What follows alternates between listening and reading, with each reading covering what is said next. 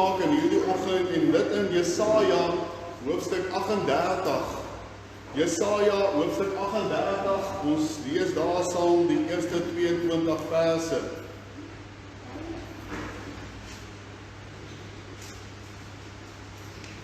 Nou ja, jy almal ken al die gapie van die dominee, wat elke Sondag het hy nou 'n suiglekkertjie in sy mond, wat nou maar so help vir die stem, net soos ek nou vanoggend. En dan het hy nou gewoonlik as die suiglekkertjie klaar is, dan weet hy moet ook nou klaar maak met sy preek. Maar so gebeur dit die dag dat hy so 2 ure lank preek, en die mense ken dit nie, hulle is nie gewoon dat hy so lank preek nie. En na die tyd bevra hom verskoning, toe sê hy per ongeluk die oggend sommer net gegryp, en toe vat hy 'n knoop, en toe sit hy die knoop in sy mond, en toe sê hy die knoop, en dis hoekom hierdie lekkertjie nie wou klaar kry nie. Nou ja, ek het ook so lekkertjie in my mond, ons sal maar kyk of dit 'n knoop is, of wat dit is. Goed, Jesaja 38, kom ons lees daar saam uit die wonderlike woord van die Here by vers 1.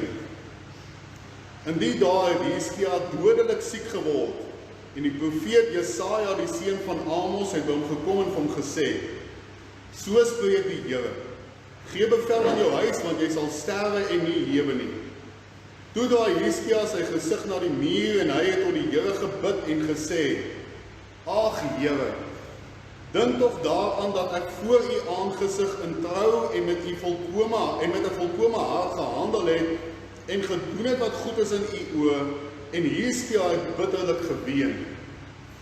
En toe die woord van die Here tot Jesaja gekom en gesê, gaan sê vir Hizkia, so spreek die Here, die God van jou vader Dawid, ek het jou gebed gehoor, jou trane gesien, kyk, ek sal 15 jaar by jou daar byvoeg, en ek sal jou uit die hand van die koning van Assirië red, en ook hierdie stad, en ek sal hierdie stad beskik.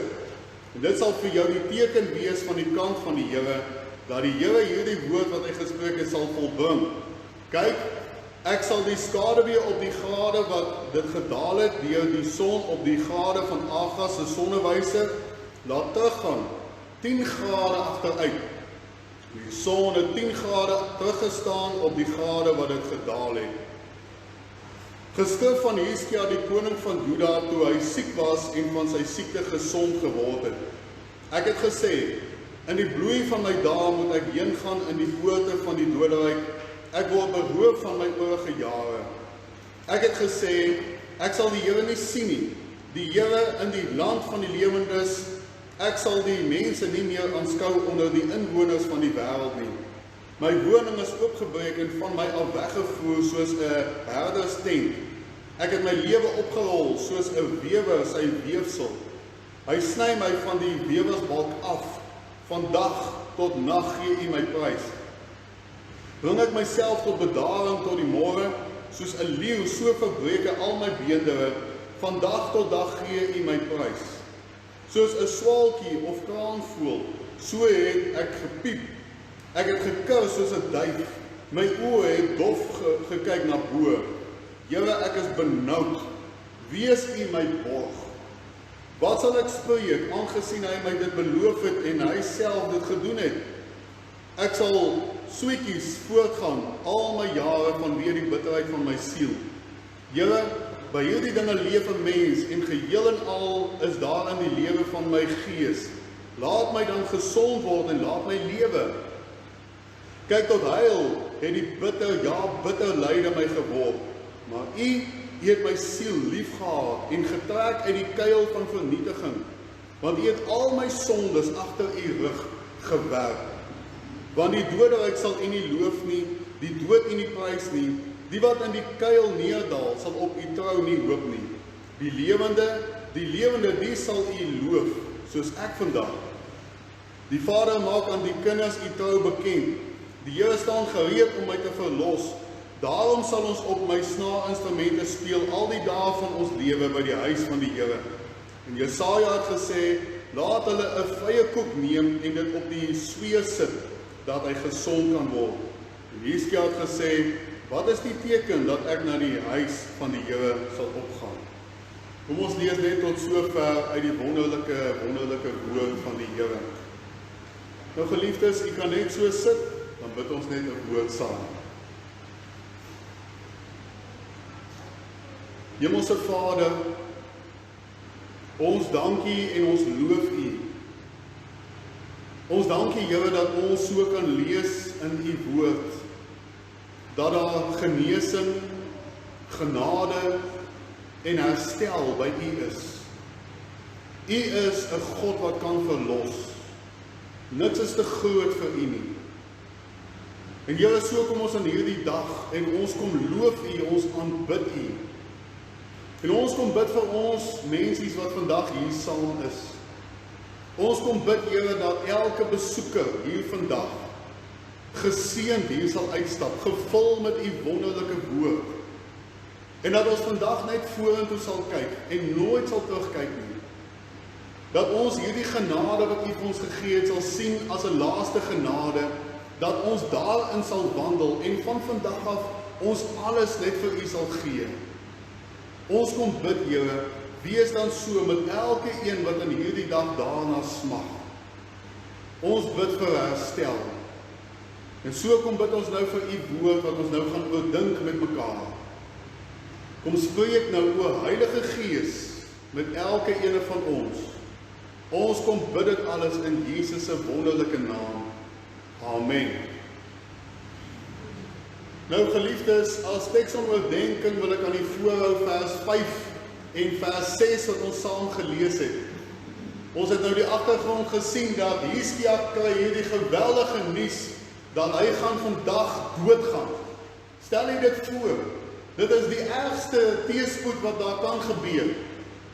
Nie net kry hy sleg dat hy dalk 'n dodelike siekte het, of dat hy sy werk verloor het, of dat sy geld opgeraak het nie, maar hy kry hierdie nuus van vandag gaan jy doodgaan. En dan sien ons dat hy gebid het tot die Here, en dan kom hierdie woorde na hom toe in vers 5 en 6, van sê vir Hiskia, so spreek die Here, die God van jou vader Dawid, ek het jou gebed gehoor, jou trane gesien.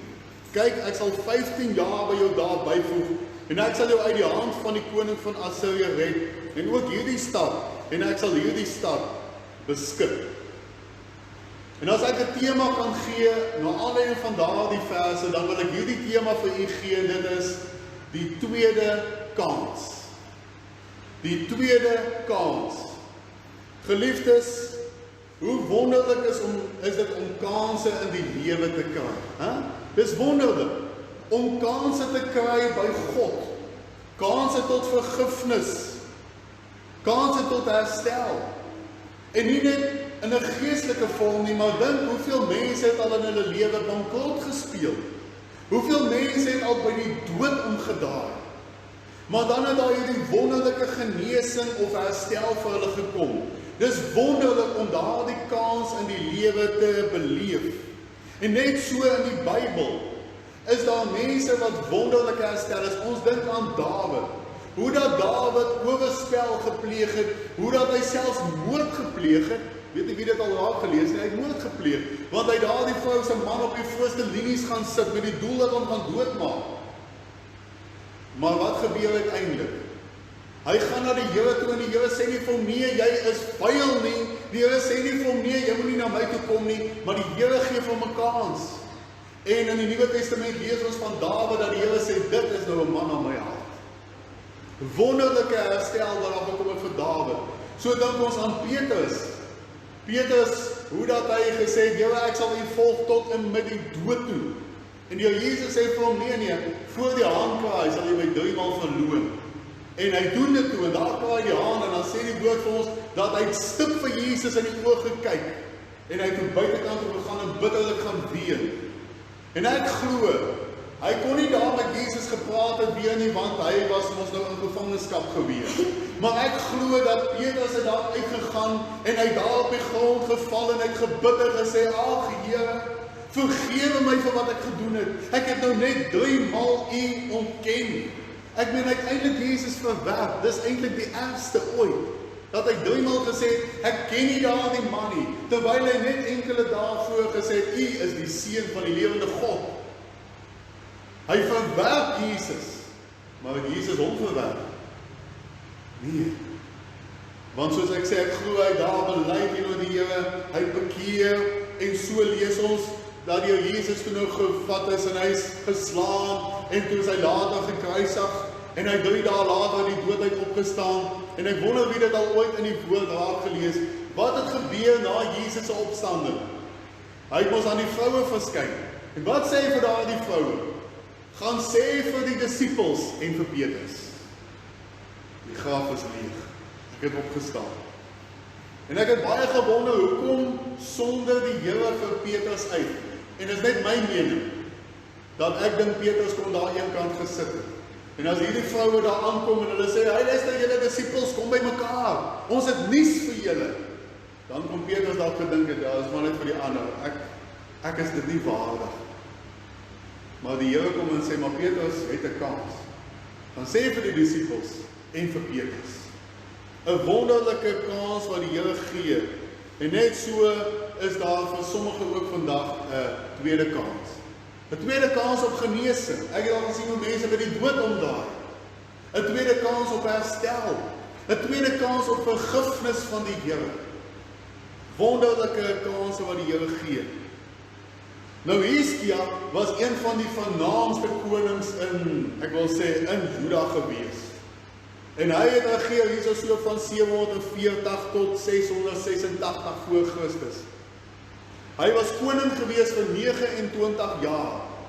En weet jy, hy het sulke wonderlike, ek wil sê, hoogtepunte beleef in sy lewe, hierdie man met die naam van Hiskia.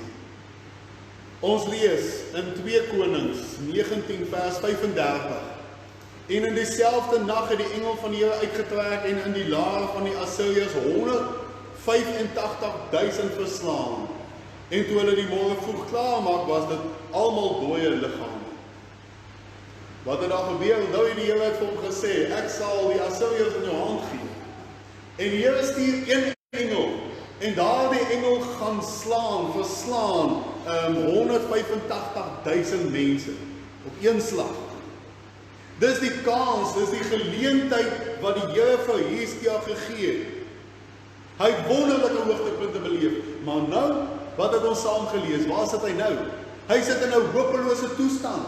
Hy sit nou in daardie posisie van iemand wat nou by die dokter gehoor het, jammer, ons kan niks meer vir jou doen nie.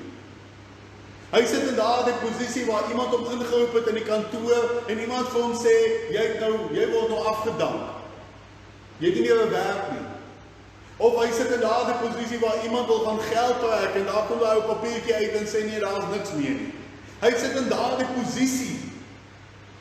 Maar hy soek die Here. Vriende, ja, daar is wel 'n verantwoordelikheid by die mens vir 'n kans. Die verantwoordelikheid by die mens is dat ons na hom toe moet gaan. Gaan kyk maar reg deur die Bybel, van Genesis tot Openbaring. Wat sal jy altyd lees? Die Here sê, die ewentyd, as jy, dan sal ek. Gaan kyk maar. Dis wat die Here altyd sê. As jy, dan sal ek. Die Here sê, as julle bekeer, dan sal ek genees. As jy na my toe kom, dan sal ek vir jou vrede gee. So die Here sê voortdurend dat daar is iets wat ons moet doen. Ons moet hom gaan soek vir genesing. Ons moet hom gaan soek vir herstel. Ek hou vir u die baie bekende teksvers voor.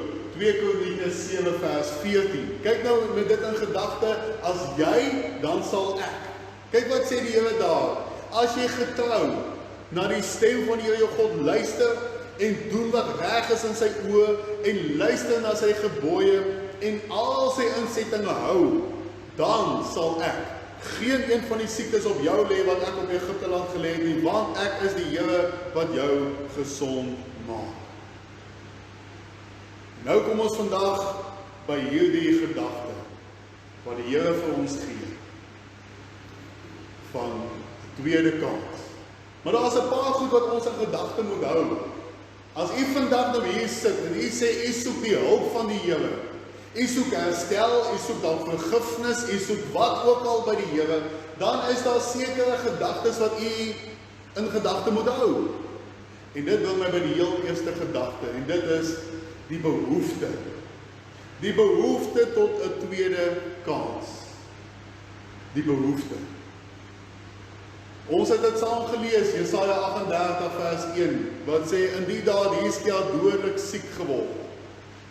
En die profeet Jesaja, die seun van Amos, het hom gekom en hom gesê, so spreek die Here, gee bevel in jou huis, want jy sal sterwe en nie lewe. Hizkia het 'n geweldige behoefte gehad om die hulp van die Here te kry. Ek het dit al vir u mooi geskets tot nou toe, in watter posisie hy tans sit. En nou is hy op daardie punt dat hy weet dat net die Here kan hom help. Maar ek wil weer sê, hy het werklik 'n groot behoefte gehad.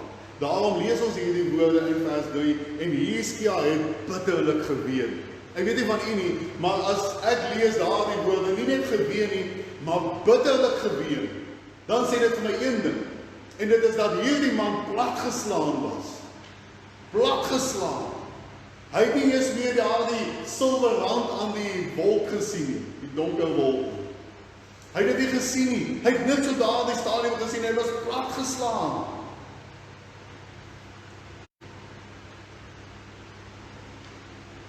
En so lees ons in die woord van die Here. In die 39ste jaar van sy regering het Asa gelei aan sy voete. Sy siekte was baie ernstig. Maar selfs in sy siekte het hy die Here nie geraadpleeg nie, maar die geneesheer en Asa het ontslaap met sy vaders en gesterwe in die 41ste jaar van sy regering. Nou hoekom lees ek dit vir u? Want hier is 'n man met die naam van Asa wat nie werklik 'n behoefte gehad het nie. Ek meen, hy kry ook 'n siekte toestand, maar ons lees nie dat hy na die Here toe gegaan het nie. So dit was nie eintlik vir hom werklik 'n behoefte gewees nie. Daarom moet daar hierdie behoefte wees by 'n mens. Kom ek verduidelik dit so. Ek was jare gelede betrokke by die CAD. Wie weet wat is die CAD? Sien daar so een kop wat skud, daar is nog iemand.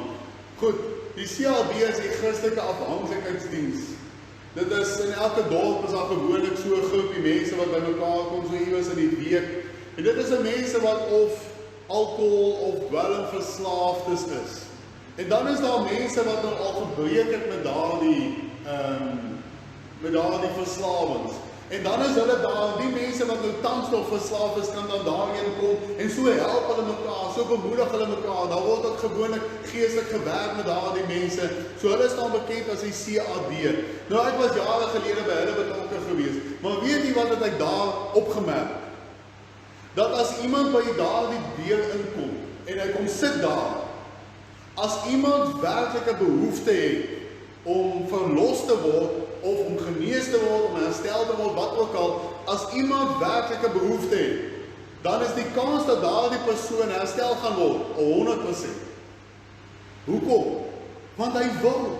Ek wil. Maar dan het daar ook mense ingestap wat glad nie behoefte het tot herstel nie.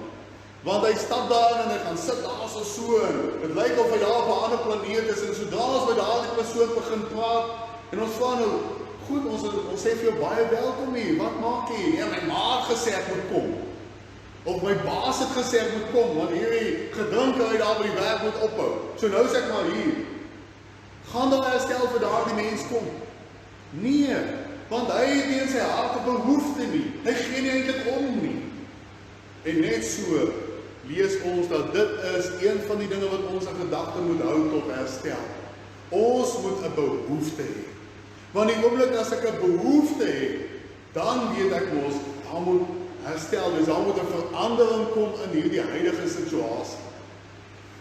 Goed, maar dit bring my by die tweede gedagte, en dit is die kennis van 'n tweede kans.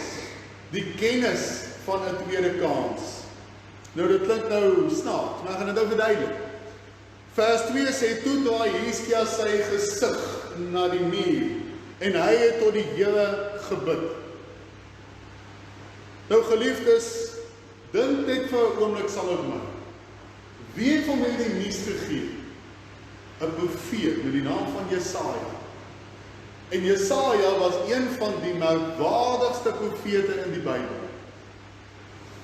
Ek wil sê een van die grootste profete in die Bybel, wat kragtige wonderwerke gedoen het. Natuurlik Elisa ook, en Elia ensovoorts. Maar weet jy, Jesaja staan Baie uit bo baie ander. En hoekom noem ek dit vir u? Want toe hy hierdie slegte nuus kry, kon hy dalk daar en dan vir Jesaja gesê, ag maar, Jesaja, doen vir my 'n gebed. Of kom raak my aan, of wat ook al. Maar hy het dit nie gedoen nie. Is amper asof hy hom verlaat. Asof hy vir hom sê, maar goed, ek het jou nuus gekry, ek gaan nou loop. En hy gaan na wie toe? Hy gaan na die Here toe. Hy gaan maak nie, hy plaas nie sy vertroue in 'n mens nie, maar hy gaan plaas dit in die Here. En daarom lees ons, hy het na die Here toe gegaan vir daardie wonderlike genesing. Hy het nie na 'n profeet gegaan nie. Nou geliefdes, weet jy, daar is so 'n pragtige vers in die Bybel wat sê dat ons hierdie kennis moet kry van God. En ek glo dat Hizkia het gehoor hoe dat Jesaja preek. Hy het ons geprofeteer, hy was 'n profeet gewees. Ek glo hy het gehoor hoe dat hy praat van God. Ek dink hy het ook ander profete gehoor hoe dat hulle praat van God. En so het hy kennis opgedoen. Ek wil sê in vandag se terme deur die woord van die Here, het hy kennis opgedoen van God. En dis hoekom, toe hy hierdie slegte nuus kry, wat doen hy toe? Hy gaan na hom toe wat hy van gehoor. En hy sê, ag Here, wees my genadig.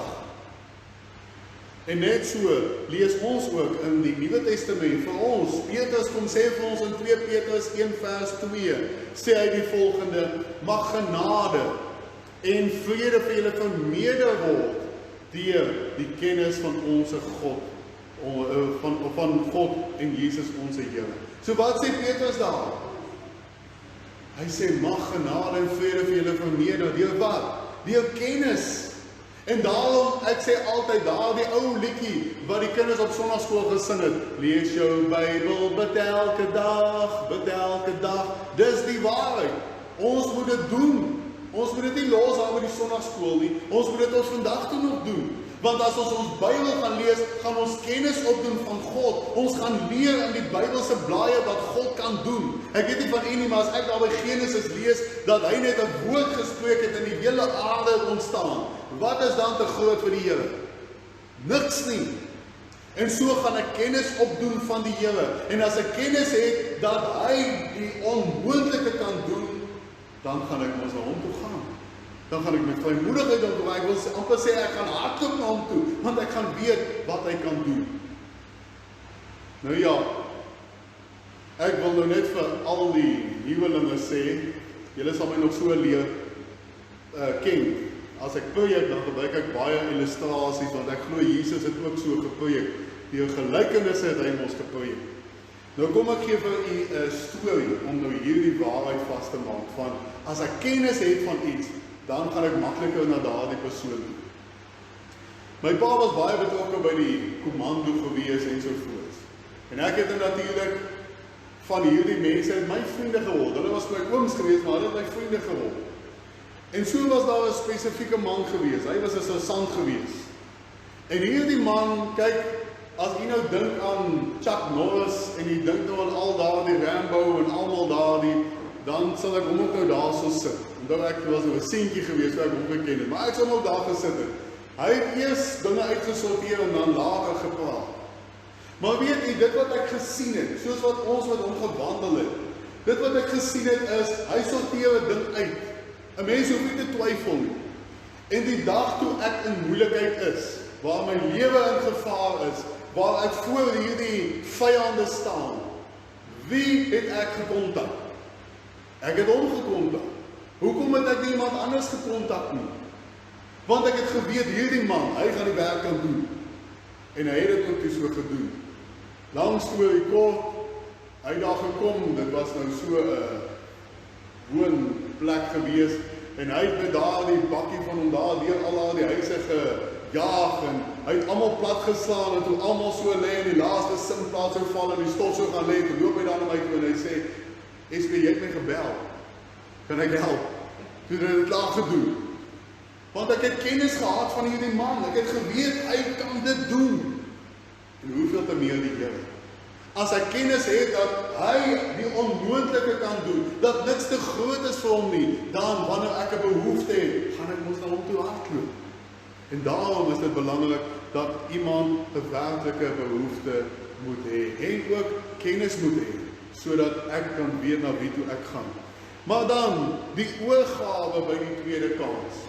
Daar moet iets gebeur as die Here vir my 'n kans gee in die lewe.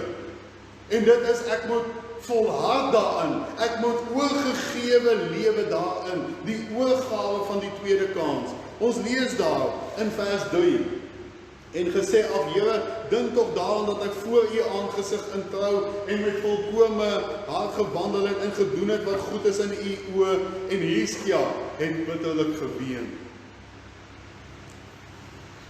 Ek glo, daar's baie dinge wat vir Hiskia kon ontmoedig het. Dalk het sy vrou vir hom gesê in daardie oomblikke, jong, jy het nou die nuus gekry, jy gaan vandag doodgaan, so is jy seker jou testament is reg? Is jy seker al daai goedjies is reg? Waar is die bankrekening, die kaart en al daardie goed? Ek sit maar net so 'n bietjie in ons terme vandag.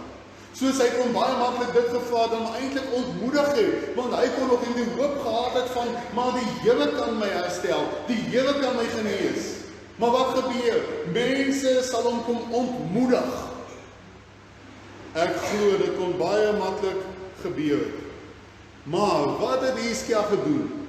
Hiskia het hierdie kans wat die Here vir hom gegee het hy gebruik en hy het gewandel daarin. En ja, dit was miskien nie die laaste kans wat hy gekry het nie. Hy het dalk weer geval, hy het dalk weer 'n fout gemaak in sy lewe. Ons weet nie hoekom die Here vir hom gesê het, vandag gaan jy sekerlik sterwe nie. Ons weet nie, die woord sê dit nie vir ons nie. Dalk was daar iets verkeerd in sy lewe op daardie stadium, want hy's ook maar net 'n mens, net soos ons. Maar een ding weet ek, en dit is dat as Hiskia 'n kans gekry het, dan het hy dit met 2 hande aangegryp. Ek kan vir u die woord gee daarvoor. Ons lees in 2 Konings 18 vers 5. Hy het op die Here, die God van Israel, vertrou, sodat onder al die konings van Juda na hom en die wat voor hom gewees het, niemand soos hy was nie. So hy het sy vertroue in die Here gestel, en net so vandag ook. Ek het vir u vroeër gesê, as u by daardie weer vandag instap, as u vergifnis soek, as u herstel soek, dan is dit moontlik met die hulp van die Here. Maar nou moet u ook vorentoe kyk, vat hierdie kans wat die Here vir u gee, en wandel daarin, volhard daarin. En net so sal mense vir my en vir u ook probeer ontmoedig. Vat my woord vandag. Baie mense gaan ons wil ontmoedig. Baie mense gaan kom met storieetjies. Baie mense gaan kom met allerhande dinge om ons te ontmoedig in die lewe. By die werk, by die huis, by die inkopiesentrum, waar ook al, gaan mense ons voortdurend wil ontmoedig. Dink maar aan die Nuwe Testament. Ons lees daar van hierdie blinde bedelaar wat daar gesit het, met die naam van Bartimeus, die seun van Timeus. Jy kan dit gaan lees, daar in die Bybel. Maar hierdie man, ons lees hoe dat hy daar opgestaan het, en hy het geroep, want hy het gehoor, Jesus loop daar, want hy was blind, en hy sê, seun van Dawid, wees my barmhartig. En wat het die mense toe daar gedoen? Hulle het hom gesê, nee, bly jy stil. Bly stil. Hulle het hom ontmoedig het. Maar wat doen hy toe? Toe hulle vir hom sê, bly stil. Die woord sê toe al harder uitgeroep, seun van Dawid, Jesus, wees my barmhartig. So mense gaan ons wil ontmoedig, maar ons moet net aanhou, ons moet aan die Here vashou. Mense sal altyd kom om ons te wil ontmoedig. Maar nou kom Jakobus in Jakobus 1 vers 2 en hy sê daar agter louter vreugde, my broeders, wanneer julle in allerlei versoekinge val. Nou ek wil net gou daar stop, ek het al baie keer vir mense gesê, daardie versoekinge kan u ook die woord beproewing insit. Dis maar eintlik dieselfde gedagte daar, versoekinge en beproewinge in daardie verband. Maar hoekom sal ek sê beproewinge sal eintlik beter pas daar? Want kom ons lees nou aan. Omdat julle weet dat die beproewing van julle geloof lydsaamheid bewerk. Nie die versoeking van julle geloof, nie die beproewing van julle geloof lydsaamheid bewerk. Maar die lydsaamheid moet tot volle verwerkliking kom, sodat julle volmaak en sonder gebrek kan wees en in niks kort kom nie. So daar kom beproewing op ons pad, daar kom die uitdagings in die lewe, maar wat sê die Here vir ons? Die Here sê al daardie dinge, as ons dit met 2 hande aangryp, as ons hierdie kanse wat die Here vir ons gee aangryp, wat gaan dan gebeur? Hy sê ons dit daar, sodat ons volmaak en sonder gebrek kan wees. Uiteindelik kan ons eendag voor die Here staan, skoon. Ons gaan eendag voor die Here staan, volmaak, sonder gebrek in die hemel. En daarom moet ons hierdie kans van die Here aangryp met 2 hande. Jy weet dat dink my, ek het dit een keer by 'n genesingsdiens ook gepreek wat ek gehou het. Moet ek vertel van die tannie wat daar in 'n gemeente was. Ek het daar 'n reeks dienste gaan hou, goddelike genesing. En hierdie tannie, ek het hulle uitgenooi en gesê, kom sit hier voor die stoele, en daar het van die ouderlinge vir hulle gebid, en hulle gesalf met olie, niks snaaks, hulle net opgedra aan die Here, want dit is wat Jakobus sê, is daar iemand siek onder julle, laat om die ouderlinge van die gemeente in hulle laat hulle oor hom bid, nadat hom gesalf het met olie in die naam van die Here. En hulle het hierdie tannie gesalf en hulle het vir haar gebid, en sy het my geskakel 2 dae later. En sy vertel my toe hierdie ouderling vir haar bid, toe voel sy hoe dat hierdie pyn in haar bene verdwyn. Sy het vir 12 jaar lank hierdie geweldige pyn in haar bene gehad. En sy het al die medikasie gebruik, maar niks het meer later gehelp nie. Die pynstillers het dit maar net so 'n bietjie verdoof. 12 jaar lank, hierdie ouderling bid vir haar, daar die pyn verdwyn. God doen die werk. Maar toe vertel sy my daardie aand kom sy by die huis, en sy jubel en juig hier na haar, en sy gaan slaap. En daardie oggendure toe word sy wakker, met pyn soos wat sy nog nooit gehad het in haar bene nie. Erger as van tevore. En sy vertel my hoe dat sy haar bedkassie se laaitjie so oopmaak en sy wil die pynstillers daar uithaal. En hier kom 'n stem hier in haar wat sê, wat maak jy nou? Vertrou my. Vertrou my soos wat jy daar in die stoel gaan sit het, dat jy gevra die ouderlinge moet vir my bid. Ek wil my vertroue in die Here stel, vertrou my. En sy vertel vir my hoe dat sy daar die laaitjie toegeskuif het, en sy het haarself aan die slaap gehuil met hierdie geweldige pyn. Maar daardie oggend toe sy wakker word, is hierdie pyn weg. En sy skakel my 2 dae later en sy sê die pyn is nog steeds weg. En ek het sekerlik so 'n jaar later weer vandag gehoor en die pyn was nog weg. Sien, sy moes volhard het. Sy moes haar oor gegee aan die Here. Maar dan is daar nog 'n gedagte en dit is die gebed tot 'n tweede kans. Natuurlik doen dit altyd hand aan hand, want dit is ons kommunikasie met die Here.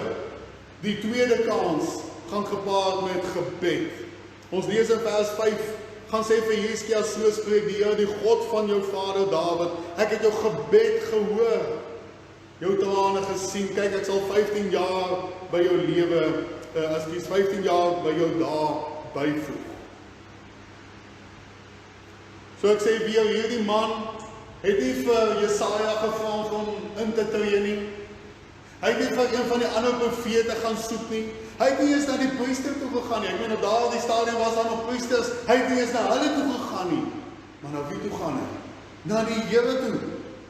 Hy gaan in gebed. Ons lees hy het sy aangesig na die muur gedraai en hy gebid, ag Here, wees my genadig. En so die Here hom kom uithelp. En vriende, weet jy wat is die wonderlikste van vandag? 2020, waar ek in u lewe. Hier op die 11de Oktober. Weet jy wat is wonderlik? Is dat die Here vandag nog hoor as ons bid.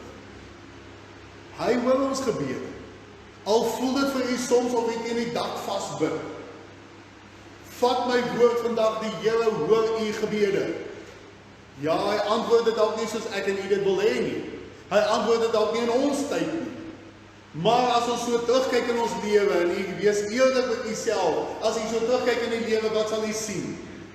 Dat dit altyd die beste was, om te wag op die Here. Die Here weet beter. En daarom wil ek u vandag bemoedig en sê, gaan na die Here in gebed. Vat daar die probleme, wat ook al dit mag wees, dalk is dit finansies in hierdie dag. Dalk is dit omstandighede waarin u sit. Dalk is dit vergifnis wat u soek by die Here. Wat ook al dit mag wees, wat moet u doen? Gaan in gebed na die Here. Daar is so 'n pragtige vers in die woord van die Here. Psalm 50 vers 15. Die Here gee 'n belofte daar. Let mooi, dis die Here wat 'n belofte gee. En hy sê daar in Psalm 50 vers 15, en roep my aan in die dag van benoudheid. Ek sal jou uithelp en jy moet my eer. Dis 'n belofte wat die Here gee. Hy sê roep my aan. Hy wag dat ons hom moet aanroep. En hy gee belofte en hy sê ek sal jou uithelp en jy moet my eer. Nou ja, oor daardie eer kan ons nou baie praat, maar ek wil net vir u kortlik sê dat eintlik gaan daardie eer oor wanneer die Here iets goed doen in my lewe, of sleg, maak nie saak nie, wanneer daar slegte omstandighede in my lewe is of wat ook al, ons moet getuig van die Here. Weet jy hoe min gebeur dit nog vandag? Gebeur baie min. Dat mense nog hier voor kon staan en sê, my boeties, my sissies, ek wil getuig. Ek wil getuig wat die Here vir my gedoen het. Want ons dink, daar moet eers iets groot in my lewe gebeur. Ek moet eers by die dood omdraai. Dan sal ek hier voor kom staan. Maar wat as ek vanoggend getuig teenoor mense en sê, weet jy, ek het gisterand gaan slaap met 'n swaar gemoed. Maar die Here het my kom opwek in die nag. Die Here het my kom blydskap gee. Die Here het my kom laat jubel en juig. Dis 'n getuienis. Want dis die werk wat die Here doen in my. Ons moet teenoor mekaar getuig, want so kan ons die Here eer. Dus dat ding aan die man, wat op 'n stadium daar by my kom, hy het hierdie slegte nuus ontvang. En toe hy nou by my uitkom, is dit nou al 3 maande later. En hy hou dit nog steeds rond. Hy weet nie wat hy kan doen. Hy het hierdie slegte nuus ontvang, en hy probeer hierdie, hy probeer daardie, hy probeer hierdie, en hy probeer daardie, en hy weet nie wat hy kan doen nie. En hy kom getuig teenoor my en hy sê vir my, ek weet nie meer wat ek kan doen nie. Ek was by daardie man gewees, ek was by daardie persoon gewees, ek was hier, ek was daar gewees. En weet jy wat sê ek toe vir daardie man? Nou vertel my eers, wat sê die Here toe vir jou? En hy kyk my net so aan. Hy het nie 'n antwoord gehad. Hoekom het hy nie 'n antwoord gehad? Want hy het nooit na die Here toe gegaan. In die 3 maande wat hy op en af gehardloop het, het hy nooit na die Here toe gegaan nie. Hy het na al die mense toe gegaan, al sy eie plannetjies gemaak, maar nooit na die Here toe gegaan. Maar dit bring my by die laaste gedagte, en dit is die verandering na die tweede kans. Die Here gee natuurlik 'n kans, sodat daar verandering kan wees. Die Here gee kans vir verandering. Vers 20 sê, die Here staan gereed om my te verlos. Daarom sal ons op my snaarinstrumente speel al die dae van ons lewe by die huis van die Here. Nou ja, baie mense beweer dat dit hier is waar Jesaja dat Heskia tot bekering gekom het. Want kyk die woorde wat hy sê daar in vers 17. Hy sê, kyk tot huil, het die bitter lyde my geword, maar u het my siel lief gehad en getrek uit die kuil van vernietiging, want u het al my sondes agter u rug gewerk. Dis daar waar Heskia hom bekeer het tot die Here, waar hy gesê het, Here, ek het soveel dinge verkeerd gedoen. Hy het nog tot die dag voor die tyd iets verkeerd gedoen. Maar hy kom en hy sê, Here, ek kom bring al daardie dinge na u toe, en ek kom vra, Here, vergewe my asseblief. En wat doen die Here? Hy vat daardie sonde van hom en hy sit dit agter sy rug. Met ander woorde, hy vat dit weg. So nou kan daar verandering kom in sy lewe. So kom gee die Here vir my en vir u ook 'n kans sodat daar verandering kan wees. 1 Johannes 1 vers 7 sê, maar as ons in die lig wandel soos hy in die lig is, dan het ons gemeenskap met mekaar en die bloed van Jesus Christus sy seun reinig ons van alle sonde. So die Here kom gee 'n kans sodat daar verandering kan wees. Wat is die kans? Dat hy vergifnis gee sodat ons weer skoon kan wees. Hy kom reinig ons van alle sonde. Dit is wat daar staan. Nou ek sê altyd vir mense, weet daar baie mense die hulle glo die leuns van die duiwel. Dan sê hulle, hierdie sonde wat ek gedoen het, is te groot. Is te groot. Die Here sal my nooit vergewe nie. Dan sê ek, gaan lees maar daar. Wat staan daar? Reinig ons van sommige sondes. Nee, ek sien daar is 'n paar wat wakker is. Reinig ons van alle sonde. Dis wat die Here sê. Maar nou het ek 'n vraag vir u vanoggend. Jy het nou gedink, jy stap nou hier in en dit is daar 'n wonderlike diens en so aan en dit is nou 'n nuwe kerk en soos, maar ek het vir u vandag nuus en dit is ek het hierdie vraag. Wat gaan u maak met daardie kans wat die Here vir u gee? Wat gaan u maak met daardie kans? As ek so dink aan mense, ek het vroeër genoem van die CAD, soveel mense wat herstel is deur die Here, wat genade gekry het by die Here, maar kort voor lang dan is hulle maar weer daar in die wêreld. Dink aan daardie 10 melaatses wat ons gaan lees in die Bybel. Hulle kom en hulle kry daardie genesing, net een het gekom. Die ander het maar weer aangegaan, maar weer daar voortgegaan in die wêreld. En daarom lees ons in Matteus 16 vers 24, toe sê Jesus vir sy disippels, as iemand agter my aan wil kom, moet hy homself verloon en sy kruis opneem en my volg. So wat is die verandering wat moet plaasvind? Ons moet Jesus volg. Dis wat moet gebeur. Gaan neem daardie kruis op, met ander woorde, ek bekeer my van die dinge wat ek verkeerd gedoen het, ek bely dit teenoor die Here, ek val vergifnis by die Here, en nou as die Here my 'n kans gee, nou loop ek met daardie kruis, met ander woorde, ek volg Jesus. Ek gaan nie terug in die wêreld nie. Maar daar is nog iets wat moet verander, en dit is my menseverhoudinge. My verhouding teenoor ander mense, my houding teenoor ander mense. Jakobus 5 vers 16 sê, bely mekaar julle misdade en bid vir mekaar.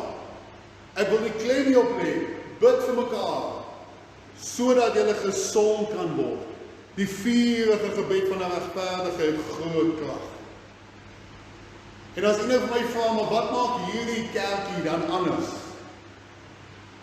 Baie van u wonder dan, wat gaan hierdie kerkie dan nou anders maak as enige ander kerk wat daar is?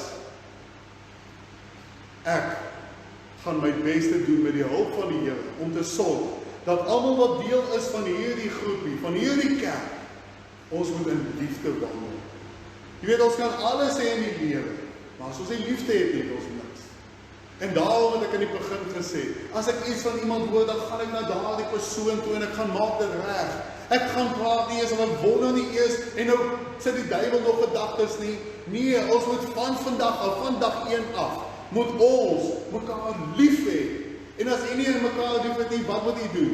Bid en vra, Here, gee vir my daardie liefde. Dat ons genade teenoor mekaar sal hê, dat ons in liefde sal wandel teenoor mekaar, want dit is wat die Here wil hê. Dis hoekom die Here vir ons 'n kans gee. Ons is nog hier op aarde om 'n taak te doen. En wat is daardie taak? Om verlore siele te wen vir die Here, om ander mense te wen vir die Here. So ek wil u net weer herinner vandag. As u daardie tweede kans soek op dit wat die Here op u hart gelê het.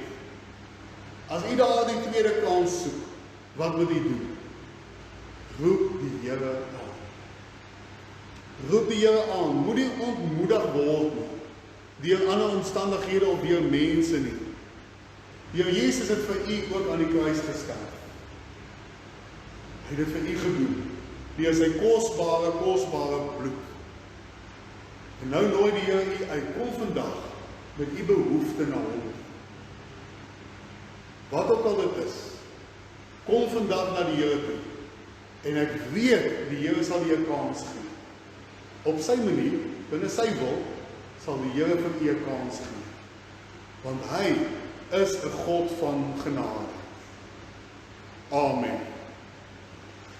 Geliefdes, nou, ek gaan net so 'n oomblik van stilte gee, waar ek wil graag hê, as daar iets is wat u voel, u wil vir die Here sê, dan sê u dit nou. En ek wil hê, u los dit vandag hier binne. Ons sal dit in die week om uitvee hier. U los dit vandag hier. Kom bely dit teenoor die Here as dit nodig is dat iemand iets bely. En ons los dit vandag hier en u stap daaruit met die hoop, met die vertroue dat die Here u 'n kans gee. Ek gee 'n oomblik van stil gebed.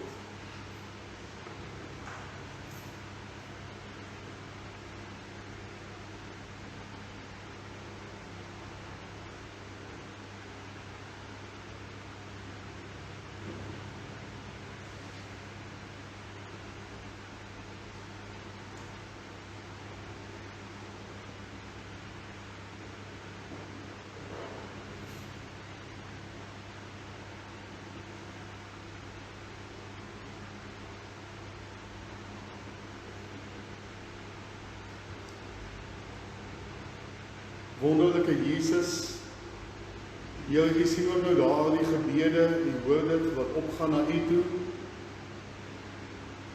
En ek kom bid, Here, hulle wat soek vir 'n kans, daarna smag, dat U ook vandag vir hulle daardie wonderlike herstel, vergifnis, 'n kans sal gee op die lewe.